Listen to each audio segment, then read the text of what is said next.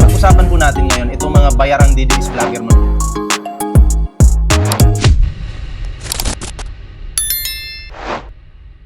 So, anyway, eto na mga pre, no? Wala nang patumpik-tumpik pa. Magsimula na po tayo sa ating topic ngayon, mga pre. Ayan.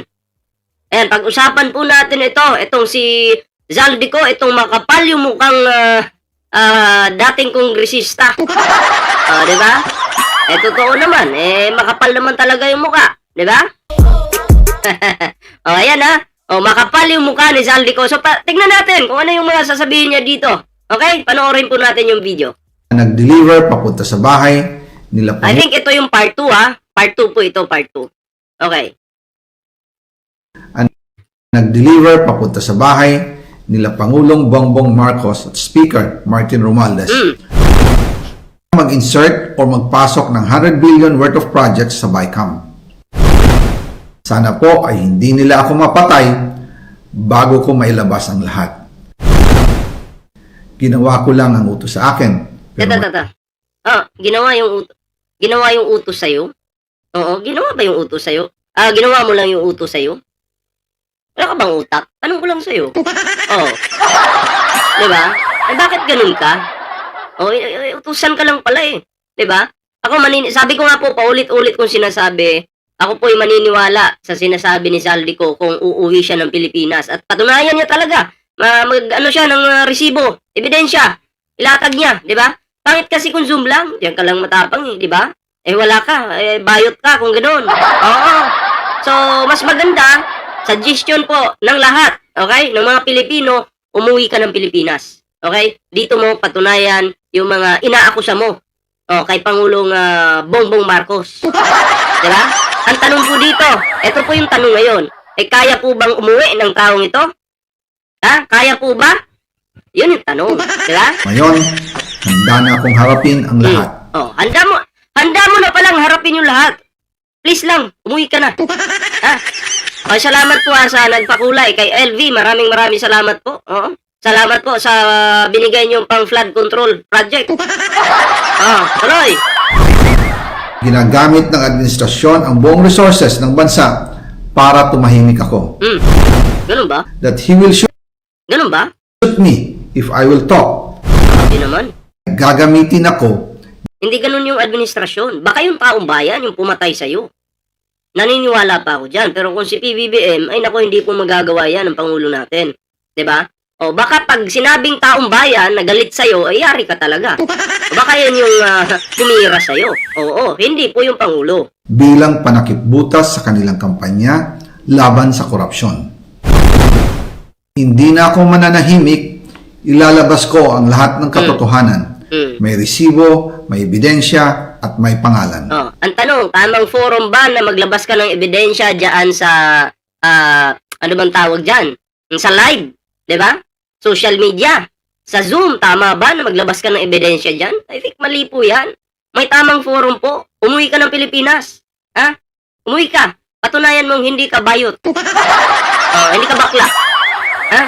Patunayan mo yan at para malaman ng taong bayan. Sabi mo, handa ka na magsalita. Di, patunayan mo. Ito na yung part 2. Part 2 po ito Panoorin po natin. Again, I informed the Speaker and asked clearance about the instructions ng Pangulo. At ang sabi niya, wala tayong magagawa. Kaya po nagtataka ako kung bakit sinasabi ni Pangulo na hindi niya makilala ang budget. Samantalang lahat na binawas at dinagdag sa mga ahensya ng gobyerno ay humihingi ng approval sa kanya si Sec. Mina Pangandaman. Bago namin ginawa o tinapos... Ito kasi mga pre, kayo po ba? Pangulo ka. Diba? Marami kang aaprubahan dyan. Malamang sa malamang marami. Diba? So, hindi po perfect yung Pangulo tandaan po natin, tao din po yan. Minsan may nagkakamali, hindi naman Diyos yung ating Pangulo, di ba? So, hindi po lahat, di ba? Hindi po lahat mabubusisi po ng ating Pangulo. Di ba? Hindi po lahat. Yan po yung pakatandaan natin. Kaya nga meron siyang mga staff, di ba? Kaya wag niyo pong isisi kay PBBM. At saka ito pa, yung pagnanakaw po ni Zaldico, Okay? Yung kanyang pagnanakaw, ibinabato po kay PBBM. Siya po yung nagnakaw, si PBBM yung ginawang makasalanan. May tama talaga ito sa utak. Ni Senator Chis Escudero during the BICAM. Sinabi pa ni Sekmina, everything is cleared with the President. Basta importante, pasok ang pondo na request ng Pangulo. The following day, sinabi ni Sekmina, approve na si Presidente BBM sa lahat. Sige, galingan mo yung pagbasa, ha? Kung sino mang gumawa ng script mo, napakagaling. Napakagaling. Diba? Nakatingin ka sa baba. Sino kayang gumawa? Mga Duterte kaya? Ako'y nagtatanong lang po. Mga Duterte kaya? Ha? Si Amy Marcos kaya? Ano sa tingin nyo? Oh, nakatingin sa baba, may binabasa. Okay sana kung sa screen ka na lang nakatingin. Hindi pa masyadong halata. Diba na may binabasa ka sa screen, hindi pa masyadong halata. Ito halatang halata po yung pagiging scripted. Scripted. Diba? O tuloy pa natin. Na binawasan na ahensya, masaya na ang Pangulo dahil naipasok ang gusto niyang 100 billion insertion. Wala pong perang napunta sa akin. Lahat po ng insertion napunta sa ating Pangulo. O putang inang yan. Walang napunta sa'yo? Yung mukhang yan, walang napunta sa'yo? Kung talagang walang napunta sa'yo, bakit nagtatago ka ngayon? Wala pa lang napunta sa'yo eh. Ang bait mo pala, isa kang anghel. Ha? Isa kang pasapak nga. Sampalin ko yung utak mo eh. Ha? Ang sarap sampalin ng utak ng taong ito. Yung alam mo yung yung ibabypass mo yung bungo. Gaganunin nyo. Kinang ina. Ang sarap sampalin ng utak. Wag yung bungo. Ibabypass nga natin eh. Ito, basahin natin. Nakabili na ng 7 chopper. Walang napunta hunghang ka, Zaldico. O sabi po yan ni Rosalie. May 7 chopper ka na pala? Gusto mo ba hawakan ko yung dalawa mong chopper? Aray ko, tumama yung kamay ko. Diba sinungaling? May 7 chopper ka na pala, tapos walang napunta sa'yo. Ang galing mo! Diba? Grabe. May 7 chopper ka. Baha yung Pilipinas. Ikaw hayahay ka, may 7 chopper ka. Ay di, shoutout po sa'yo. Tuloy natin. At Speaker Martin Romualdez. Ako lang at ang aking mga tao, sila Paul Estrada, Mark Tiksay, at ang aking mga security ang nag-deliver papunta sa bahay nila Pangulong Bongbong Marcos at Speaker. Grabe yung kalaban Gusto talagang sirain si Pangulo. Grabe. Kung kayo po yung tatanungin, may alam po ba yung mga Duterte dito? Kasi kung ako po, in my opinion, meron. May alam nga si Amy Marcos eh. Imposibleng wala ding alam ang mga Duterte dyan. Ito ay isang laro. Ginagamit nila ngayon si Zaldico pantapat sa administrasyon. Ang tanong, uubra kaya? Uubra kaya? Wala. Tinawanan nga lang ni Pangulong Bongbong Marcos eh. Mamaya, tatapik natin yan mamaya. Tuloy natin. Martin Romualdez. Sa North Forbes Park, South Forbes Park, hanggang sa Malacanang. Yung mga deliveries po ay merong record. Ayan na yung maleta na natanggap ni Zaldico. Diba? Ang aking mga tao. Totoo po yung sinasabi ni Orly Gutesa na nag-deliver siya sa Forbes Park. Totoo din po ang sinasabi ni Orly Gutesa na nag-deliver siya sa Malacanang. Orly Gutesa, hindi na matagpuan na saan kung talagang totoo yung sinasabi niyan. Abay, bakit hindi lumulutang? Si Orly Gutesa, palutangin nyo nga po yan. Diba? Wala eh. Tanim witness yan eh. Palutangin nyo ngayon si Orly Gutesa. Diba? Bugok talaga tong Zaldico na to. Totoo lang. Palutangin nyo ngayon. Imagine mga pre, yung mali-maleta na yan, ibinintang sa ating mahal na Pangulo. Ang Pangulo po ba may 7 chopper po ba? Tanungin ko kayo, meron ba? Wala, di ba? Tapos si Saldico na hindi daw nakatanggap, meron. Grabe. Yan, nung siya ay nasa Senado. Para mapatunayan ang mga litrato na deliveries, ay ilalabas ko po together with this video. Nilabas niya yung sarili niyang baho. Ayan, forward na natin. Walang boses eh. Paulit-ulit yan. Of 2025, nagtanong po ako sa DPWH Appropriations Act. Yan ha. After po ng approval ng budget sa General Appropriations Act of 2025, nagtanong po ako sa DPWH kung magkano ang kailangan na ibigay sa Office of the President o ang SOP na bigayan. Ang sinagot sa akin ay 25%. Ang ibig sabihin nito, 25% ng 100 billion ang SOP na kailangan ibigay Next page, next page. Next page. kay BBM mismo. In total, 25 billion ang napunta. Alam ko hindi ka masaya sa ginagawa mo, Zaldico.